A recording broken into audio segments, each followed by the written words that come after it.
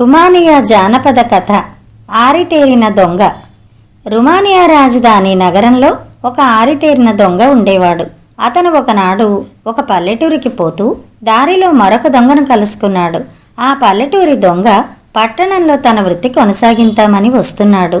ఇద్దరూ మాట్లాడుకోవటంలో వారిది ఒకే వృత్తి అని స్పష్టమైంది.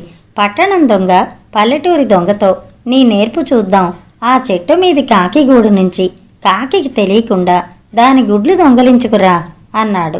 పల్లెటూరి దొంగ చెట్టెక్కి కాకిగూడు చేరి పొదుగుతున్న కాకికి తెలియరాకుండా దాని గుడ్లు కాజేసి జేబులో వేసుకుని చెట్టు దిగి వచ్చాడు. కానీ వాడు కిందకి దిగివచ్చి జేబులో చూసుకుంటే గుడ్లు లేవు. పట్టణం దొంగ వాటిని తన చేతిలో చూపిస్తూ, పర్వాలేదు, నువ్వు నేర్పుగల దొంగవే, దొంగతనాల్లో నాకు కుడిభుజంగా ఉన్నావంటే నీకు వాటా ఇస్తాను అన్నాడు.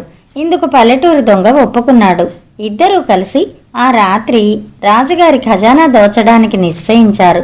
చీకటి పడగానే వాళ్ళు ఒక పక్క నుంచి రాజుగారి భవనం పైకప్పు మీదకి ఎక్కి కప్పులో ఉండే అద్దపు కిటికీల గుండా ఒక్కొక్క గదే చూస్తూ చివరకు ఖజానా కొట్టు తెలుసుకున్నారు. అందులో పీపాల నిండా బంగారపు నాణాలున్నాయి. పెద్ద దొంగ చిన్న దొంగను తాడు సహాయంతో అద్దపు కిటికీ గుండా ఖజానా కొట్టులోకి దించాడు. చిన్న దొంగ ఒక సంచి నిండా బంగారు నాణాలు నింపుకుని తిరిగి కప్పు చేరుకున్నాడు.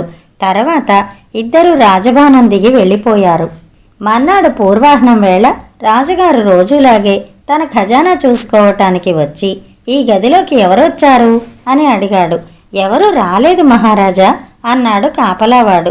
రాజు ఖజానా నుంచి కారాగృహానికి వెళ్ళి అక్కడ ఖైదు చేసి ఉన్న ఒక ముసలి దొంగతో ఎవరో ఖజానాలో ప్రవేశించి 2000 చిల్లర బంగారు నాణాలు కాజేసుకుపోయారు.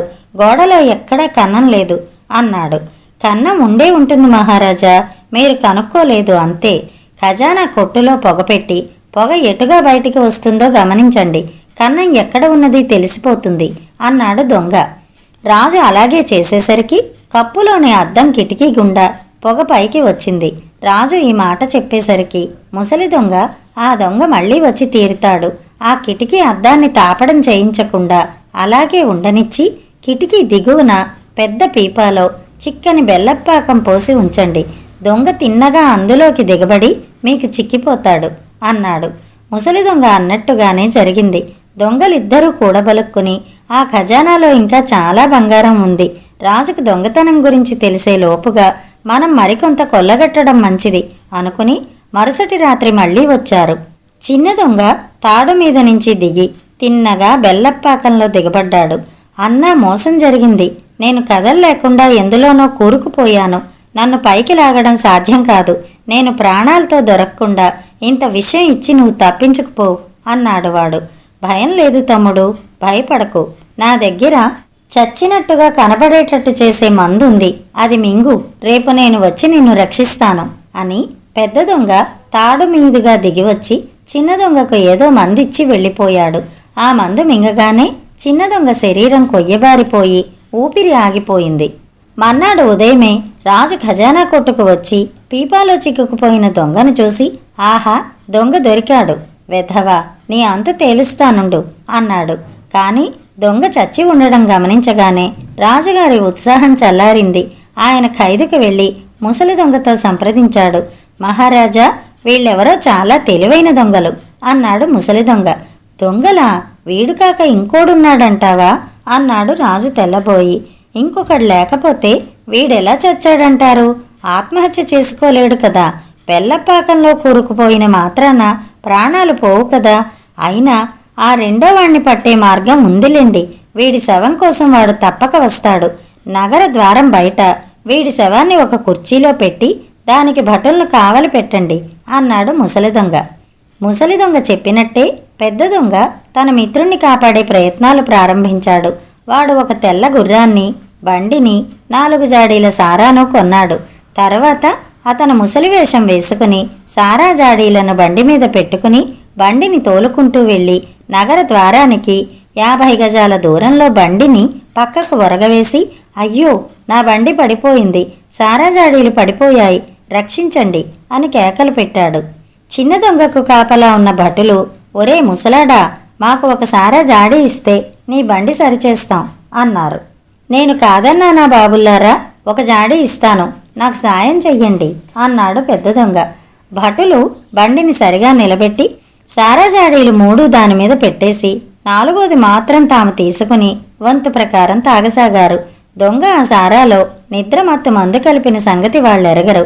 భటులకు నిద్రమత్తు వస్తున్న సమయంలో పెద్ద దొంగ చిన్న దొంగను చూపి, సర్దారు గారు, ఇతగాడెవడు అన్నాడు. వాడొక దొంగలే అన్నాడు సర్దారు. అయ్యో, వీడు నా గుర్రాన్ని ఎత్తుకు పారిపోతాడేమో అన్నాడు పెద్ద దొంగ. ముసలాడా, నీకు మతిపోయిందా ఏ? వాడు చచ్చాడు, కనబడ్డం లేదు. చచ్చిన దొంగ నీ గుర్రాన్ని ఎలా ఎత్తుకుపోతాడు అన్నాడు సర్దారు. వాడు తప్పక నా గుర్రాన్ని ఎత్తుకుపోతాడు, దొంగను నమ్మరాదు అన్నాడు పెద్ద దొంగ. నోరు మూసుకో ముసలాడా, వాడు నీ గుర్రాన్ని కాజేస్తే నేను నీకు గుర్రం ఖరీదిస్తాను, సరేనా అన్నాడు సర్దారు. తర్వాత భటులు ఒక్కొక్కరే నిద్రమత్తుతో ఒళ్ళు తెలియకుండా పడిపోయారు. వెంటనే పెద్ద దొంగ చిన్న దొంగను సమీపించి అతని నోట్లో ఏదో ద్రావకం పోశాడు. కొద్దిసేపటికల్లా చిన్న దొంగ కదిలి కళ్ళు తెరిచాడు. చూడు తమ్ముడు, వీళ్ళు ఎంతోసేపు మత్తులో ఉండరు. నువ్వు గుర్రాన్ని ఎక్కి మన చోటికి వెళ్ళిపో. ఉదయం కాగానే నేను వచ్చి నిన్ను కలుసుకుంటాను అన్నాడు పెద్ద దొంగ చిన్న దొంగతో. చిన్న దొంగ గుర్రాన్ని ఎక్కి బయలుదేరగానే పెద్ద దొంగ యథాస్థానానికి వచ్చి నిద్రపోతున్నట్టు నటించాడు. తర్వాత కొంతసేపటికి భటులు ఒక్కొక్కరికి స్పృహ వచ్చింది. చచ్చిపోయిన దొంగతో పాటు గుర్రం కూడా మాయం కావటం చూసి వాళ్ళు అదిరిపడ్డారు. సర్దారు కళ్ళు నులుముకుని మళ్లీ చూసి, ముసలాడు అన్నంతా అయ్యిందే అన్నాడు. అతను లేచి వెళ్ళి నిద్ర నటిస్తున్న పెద్ద దొంగను లేపి, నాకంతా అయోమయంగా ఉంది, ఎలా అన్నావో గాని నువ్వు అన్నంతా అయ్యింది. దొంగ లేడు, గుర్రమూ లేదు, పోతే పోయారు. కానీ రాజుగారికి ఇక్కడ జరిగింది తెలిస్తే తోలు వలిచేస్తారు. ముసలాడా, నీ గుర్రానికి రెట్టింపు ఖరీదిచ్చుకుంటాను, ఇక్కడ జరిగింది మాత్రం బయట పెట్టకు అని ప్రాధేయపడ్డాడు. పెద్ద దొంగ తాను వచ్చిన పని పూర్తి చేసుకోవటమే గాక 500 నాణాలు కూడా సంపాదించుకుని వెళ్ళిపోయాడు. రాజు జరిగిన సంగతి చెప్పేసరికి ముసలి దొంగ, వాడెవడో ఆరితేరినవాడని నేను ముందే చెప్పలేదా? పెద్ద బహుమానం ఇస్తానని ప్రకటన చేస్తే గాని వాడు తమ కళ్ళపడ్డు అన్నాడు. రాజు కూడా ఈ పాటికి దొంగ మీద చాలా ఆదరం ఏర్పడింది. ఆయన దొంగకు పెద్ద బహుమానం ప్రకటించాడు. పెద్ద దొంగ వచ్చి, మహారాజా, నేనే దొంగను, తాము ఇచ్చే బహుమానం అందుకుందామని వచ్చాను అన్నాడు.